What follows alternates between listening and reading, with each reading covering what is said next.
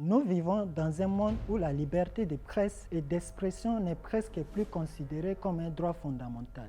Dire la vérité a désormais un prix. Si vous êtes puissant, vous pouvez tout faire. Mais si vous ne l'êtes pas, peu importe ce que vous faites, cela dérangera quelqu'un et ces personnes uniront leurs forces pour vous détruire. African Stream, un média qui, depuis 2 ans, s'efforçait de déconstruire les récits négatifs sur l'Afrique pour montrer la véritable Afrique au monde, est récemment devenu la cible de certains groupes de pouvoir. Mais que s'est-il passé? Le 13 septembre, à la suite d'accusations infondées émises par le secrétaire d'État américain Anthony Blinken, la chaîne d'African Stream sur la plateforme Meta et sur YouTube a été fermée en l'espace de 72 heures.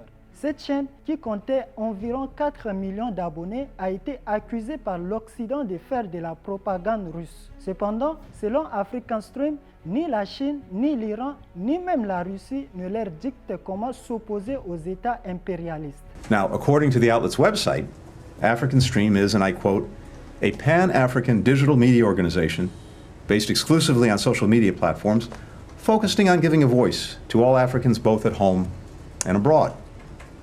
In reality, the only voice it gives is to Kremlin propagandists.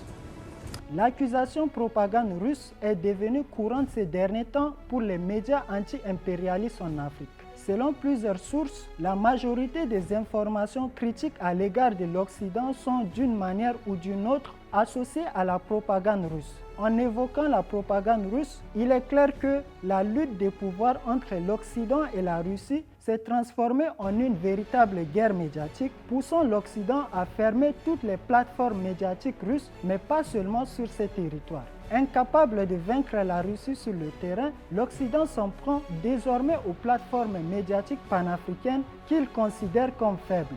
D'autant plus que, même en les fermant, il sait que les États africains ne réagiront probablement pas. Les États-Unis, qui se sont longtemps posés en donneurs de leçons en matière de démocratie et de droits humains, montrent une fois de plus à quel point ils peuvent s'éloigner de ces valeurs lorsque cela les arrange.